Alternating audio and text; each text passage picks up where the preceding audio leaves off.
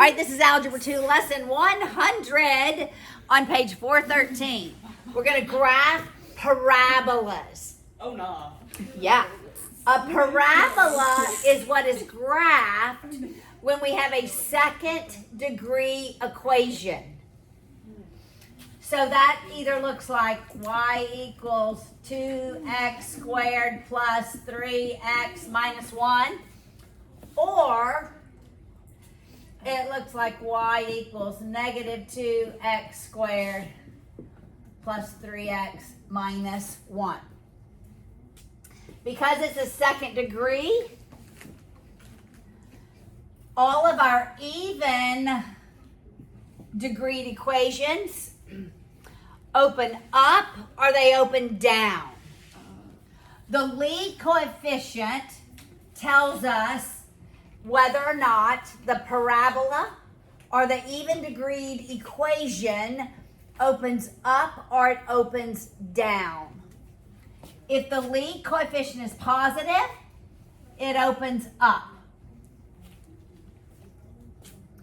If the lead coefficient is negative, it opens down. All right, so this is standard form of a quadratic.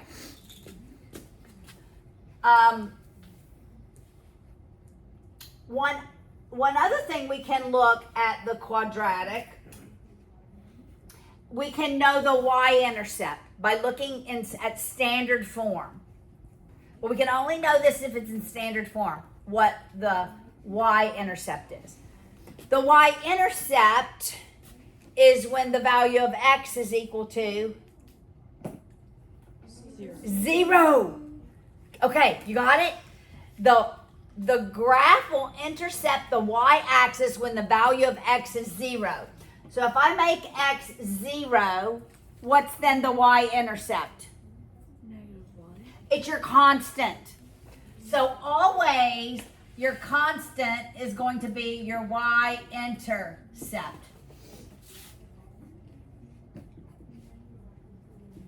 So those are two things we can know when we look at standard form. But we need to know we need to have three pieces of information in order to graph a parabola. When we graph a line, typically we graph the y-intercept, then we graph the slope. Or we substitute in values for x and solve for y. You cannot do that when we have a curve because you don't know how it curves. So the three pieces of information you have to graph a parabola is the y-intercept, does it open up or down? And you have to know where is the vertex. The vertex is where the curve changes directions. We are also going to look at the x-intercepts. It is not something you have to graph it. However, I do want you to look at the x-intercepts. All right? Now, there is something true about every parabola. Is that every parabola has an axis of symmetry. So if this is my parabola, and this point is my vertex, if that is my vertex, then there's an axis of symmetry that goes vertically through the vertex. That's called the axis of symmetry. There's two M's. All right, symmetry. There we go. What does that mean? That means that if I look on this side, the other side is a mirror image of that side.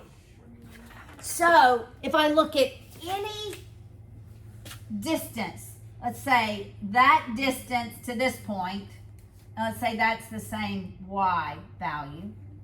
if that distance is 3, the absolute value of that distance, then the distance from the axis of symmetry to the other side is also 3.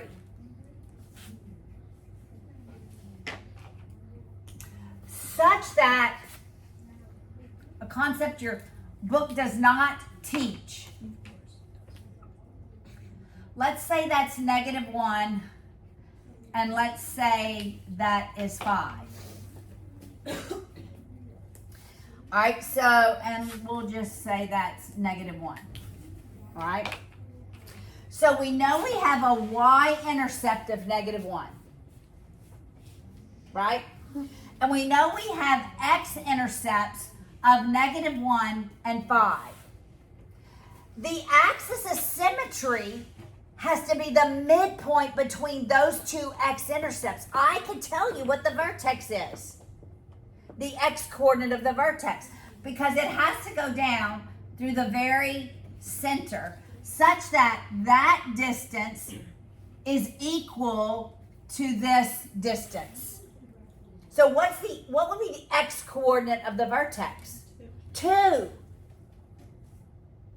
Because that's 1 and 5 more makes 6. You see that? The total distance between my x-intercepts is 6. So the axis of symmetry has to be at x equals 2. Once I know my x-coordinate, if I have the equation, then I can find my y-coordinate by just substituting the x-coordinate in and solving for y. Got it? Yeah. Wait, what? Because if I have the equation, I can substitute the value of the x-coordinate for the vertex in. And where? In the equation for x. And solve for y. Got it? So that y shows you the vertex? Well, there's a bunch of y's on the curve. Every point here is a curve. Every point here is an xy coordinate, right? But when I substitute a point on the curve for x, I'm going to get the y coordinate. Right there. That is associated with, that's exactly right. Okay? I tell you this because this is how I've seen it asked on the ACT. They give you the x-intercepts and they want to know the vertex. So you just take the midpoint of the x-intercepts. Okay? All right, there's another form of the quadratic equation. So this is standard form where we can know, does it open up or down and what my y-intercept is. But there's another form, it's called, it depends on what book you read. I'm going to call it the vertex. Your textbook next year is going to call it the transformation form. But I'm going to call it vertex because that's what most of them call it.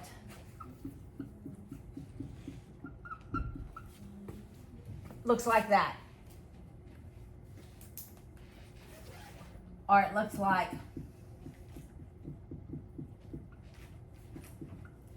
that.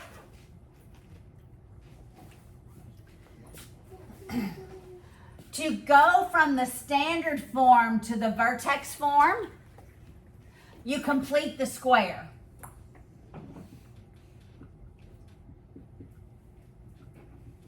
And we're going to do that. I'm going to show you another way to find the vertex. All right? And here, what we can know is, does the parabola open up or down? And here, that's your A value. So if it's positive, it opens up. If it's negative, that parabola opens down.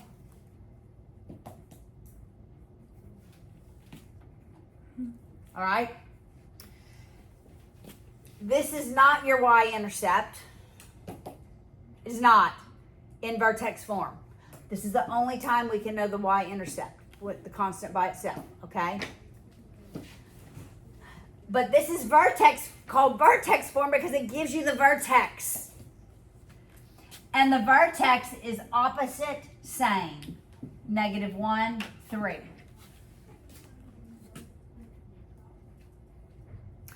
It's opposite same because when we look at it next year, we're going to move the 3 to the other side. It's going to look like this. That's another form of the quadratic that we'll look at next year. And it's really always when your vertex is always opposite when it's in parentheses. When it's not in parentheses, it's the same. So in vertex form, it's opposite same. That's your vertex. That's where your axis of symmetry is going to be. Your vertex is going to be at 1, 3 here. My axis of symmetry is going to go this way. Yes? So why is it opposite on this one?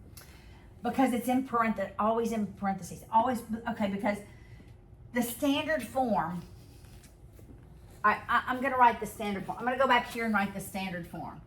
It's y equals 2 times x minus h squared plus k. That's the standard form. And in standard form, your vertex is the hk values. Because it's minus the value of h, this has to be minus a -1. My h value is a -1 here. Because the formula is always x minus h, and then so this would be x minus -1, and this would be y minus -3. But when it's on this side, this is the only way we're going to look at it this year. We're going to look at it this way next year. I say this so that when I do this next year, you're like, this is, I don't understand this. But I've at least said it to you once. All right, this is how we're going to look at it next year. You memorize it this year, opposite same, opposite same. In parentheses, opposite, not in parentheses, same. Opposite same. Got it? But the vertex you wrote is opposite. Oh, no. Okay. Opposite, same. Sorry. Thank you. Opposite, same. That makes sense. Yes. Got it? All right. So we're going to work these problems a couple of ways. And I'm going to show y'all another way to find the vertex other than completing the square. Okay? So there's another way to find the vertex that is not in your textbook.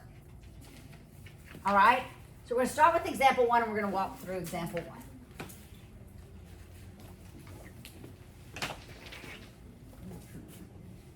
What 3 pieces of information do I need?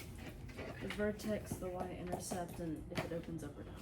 Yeah, opens up or down, y-intercept, and the vertex. All right, so look at example 1.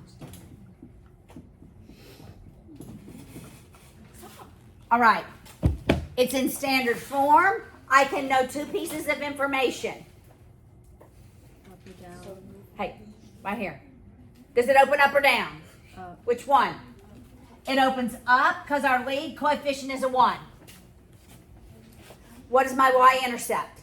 2. My y-intercept is going to be at 2. So really, if I were writing a coordinate point, it would be 0, 2.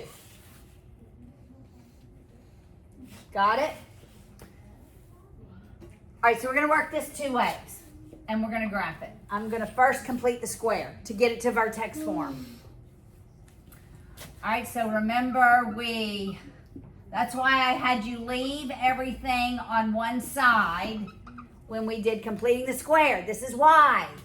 So if you've been moving that to the other side, now you got to go back to the way I taught it, okay? I taught it different from the book. Okay, do you remember how we complete the square? Half of b squared. So it's half of the b value squared. We're going to add it here. We're going to subtract it there because we cannot change the value of the equation. So my net effect is going to be on 0 on the right-hand side. Got it? All right, so that's negative 2 squared, which is 4.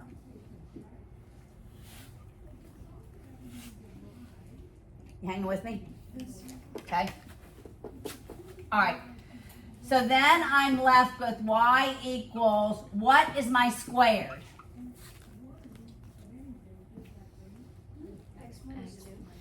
X minus 2.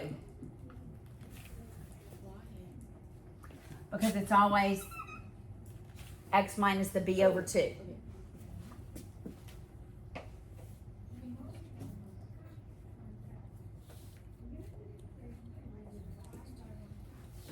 All right? Got it? Now I know the vertex. What's the vertex? 2, negative 2. I Okay, now we're going to graph it. have a question. Yes, ma'am. On the example you showed earlier, it was like it was like 2 times x plus 1 squared or whatever. How did you get that 2 in front? I just made it up. Okay. I'm going to show you when we have a negative. So when I have a number out here, I'm just going to temporarily write a 2 there. All right, everybody look. This is my a value. It's typically it's always whatever's before the x squared. It's my a value. Remember, ax squared plus bx. All right, when your a value is greater than 1, it's called a vertical stretch. It's going to be a narrower. It's going to be pulled up. When it's less than 1, when a is less than 1, so it's a fraction, it's called a compression. And so you're going to have a pretty fat curve. That's what that number does to the graph, okay? All right. It's called a vertical stretch. All right, so we're going to graph this at 2, negative 2. And so that's my axis of symmetry. Always draw my axis of symmetry. The y-intercept is here. So I know my curve is going to go here. But how do I know the other side? I look at the symmetry. If this distance is 2, and it is, I'm going to go 2 to the other side and plot a point. And I'm then going to graph it. How'd you know it was up 2 again? From the very first equation. So the vertex is 2, negative 2, and then The y-intercept was 0, 2. I go to my axis of symmetry, 0. and I go the same distance to the other side of it.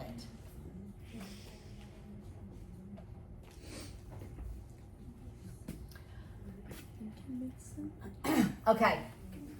Now, y'all remember the quadratic formula? Yes.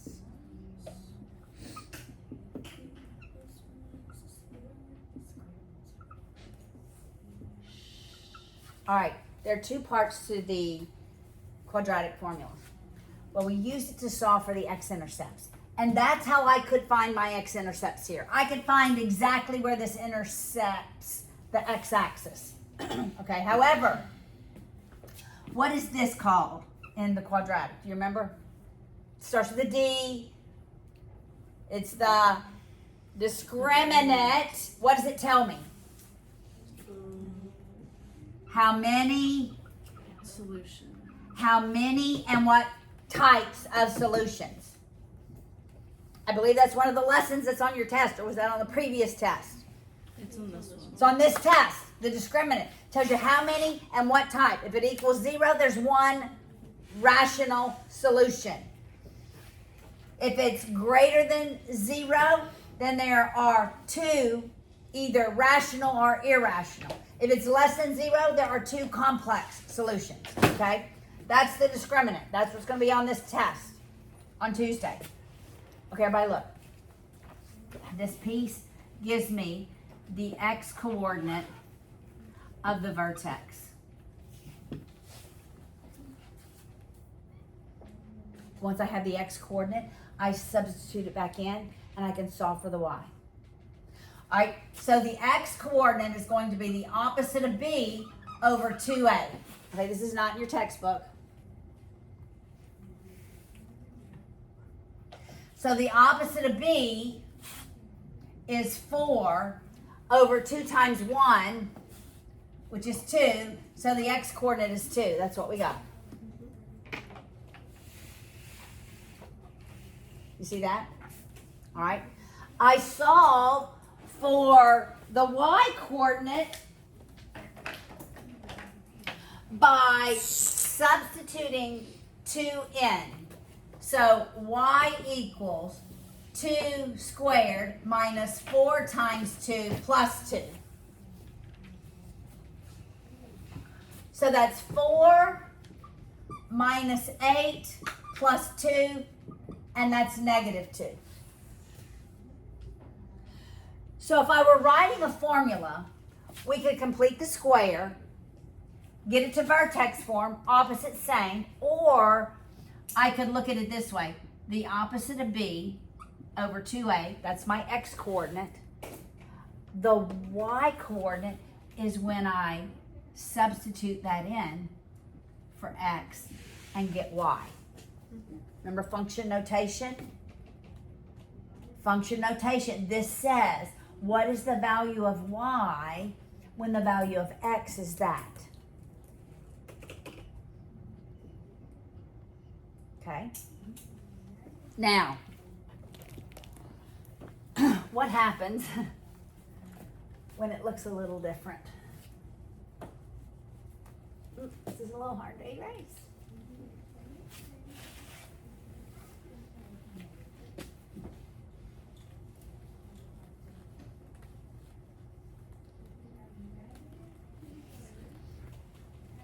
I should have left that one, that image up there. I'm going to sort of regraph it. Who is doing that? All right, so let's leave this one here. It looked, I don't know, something like that. Okay, now we'll work the next one.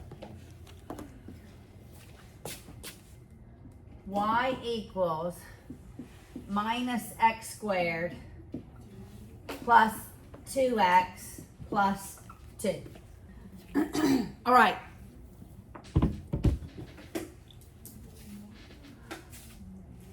Now, because our lead coefficient is negative, we know it opens Down. It opens down. Down. And what's my y-intercept? 2. It's still 0, 2. Got it? All right. When we complete the square, we isolate the first two. Right, this is going to be a little different. Your book does this different. I don't like the way your book teaches this. But that's not, y'all have heard that before, haven't you? Right. All right. I'm only going to factor the negative out here. Your textbook changes all of these and moves the negative here and then moves it back. I don't think we have to do that. All right. So I pull the negative out here. Remember, I'm adding and I'm subtracting. But when I subtract out here, I'm really multiplying -1 by that. So it's going to be -1 times something. Oh. Got it? Just like we did before. All right, so I take half of the b value and square it. So that is just 1.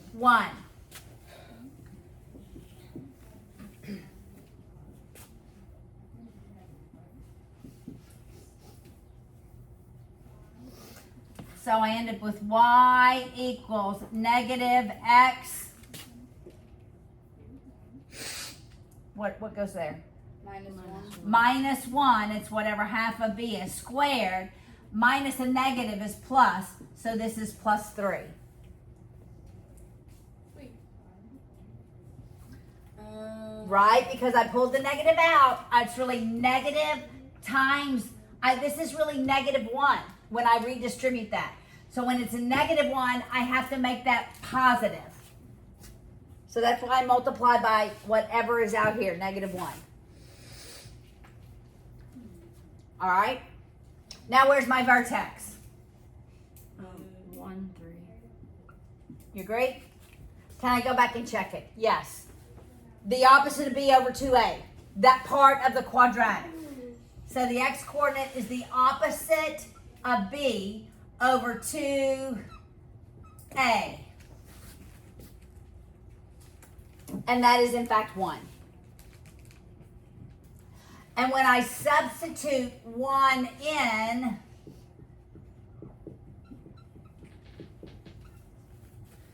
I get negative 1 plus 2 plus 2, and that equals 3.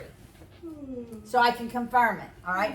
So my vertex is at 1, 3, 1, 3. Where's my axis of symmetry? My axis of symmetry is going to be at x equals 1.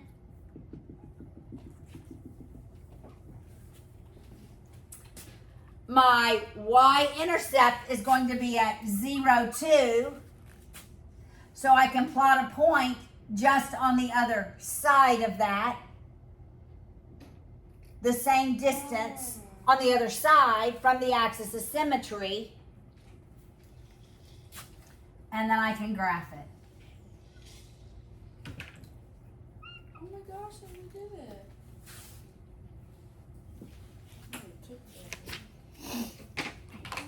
Okay. So they can open up or down. All right, I need y'all to pay attention here because we're going to have to know all of this next year. When they open up, the vertex is called a min. It's the minimum value of the curve. It's a min. And when it opens up, you first begin, your y values decrease. It changes directions at the min, and then it begins increasing. So when it opens up, we decrease first, we hit a minimum point, and we increase. All right? Our domain is all the possible x values. When we have, is this a function? Is a quadratic a function? Yes, it passes the vertical line test. It is a function. Every x has one and only one y. It is a function. When we have an equation that is a function, our domain is all reals. That means every x value. As we go here, it keeps going up, up, up, and farther, farther, farther negative. As we go in the other direction, that x value keeps getting bigger and bigger. So it's all reals.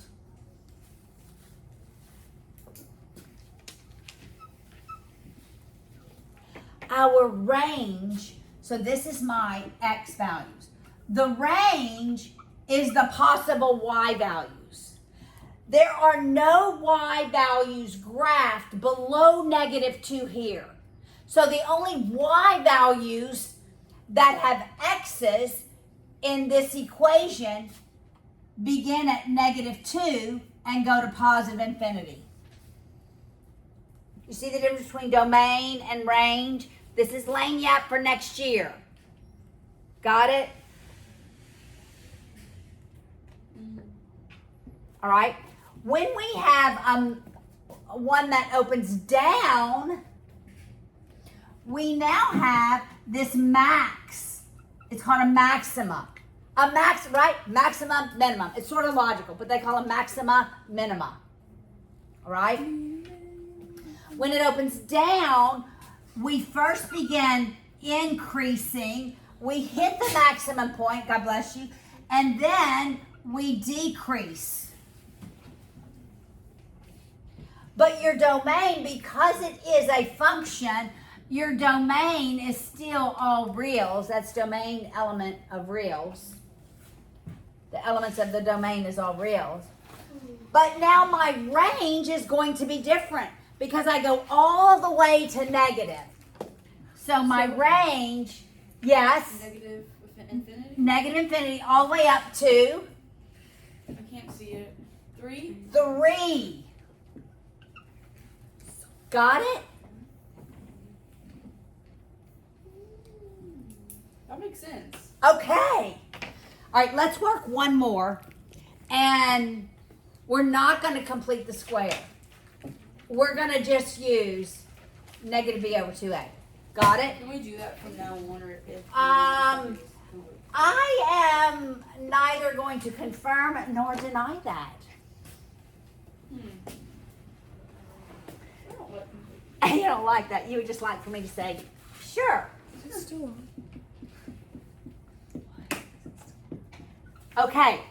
What 2 things do I need to take note of when it's in standard form? positive or negative. Okay, so we know it opens down. That negative tells me it opens down, and I know the Y-intercept. y-intercept is 0, comma, 8. Or negative 8. I can get the vertex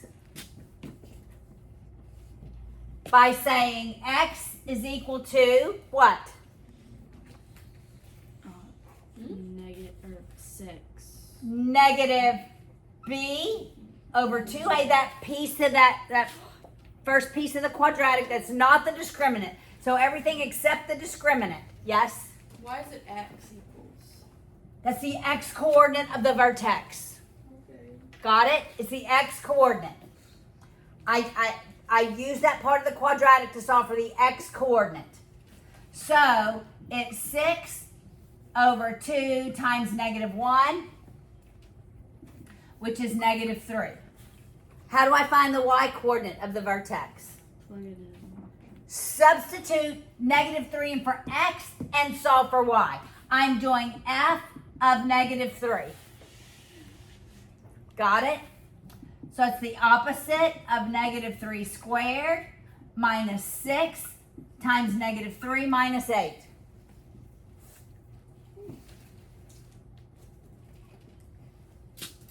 So that's f of negative 3. That's negative 9. That's plus 18. That's minus 8. Is it 1? Yes. Okay. So my vertex is at negative 3, 1. We'll graph it.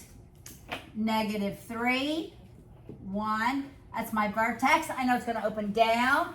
We're going to go 1, 2, 3, 4, 5, 6, 7, 8. Negative 8. That's where it's going to intersect. Yes? So do we even use the 0 and negative 8 up there? We do. That's my y-intercept right here. Oh, okay. Got it?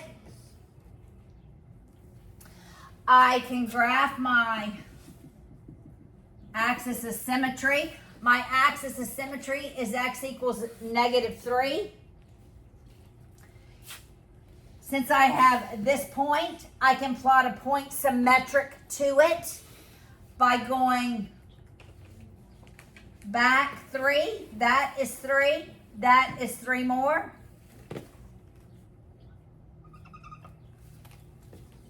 You see what I did? And then I can graph it. I could have my x-intercepts, know them exactly by using the whole quadratic formula. Oh,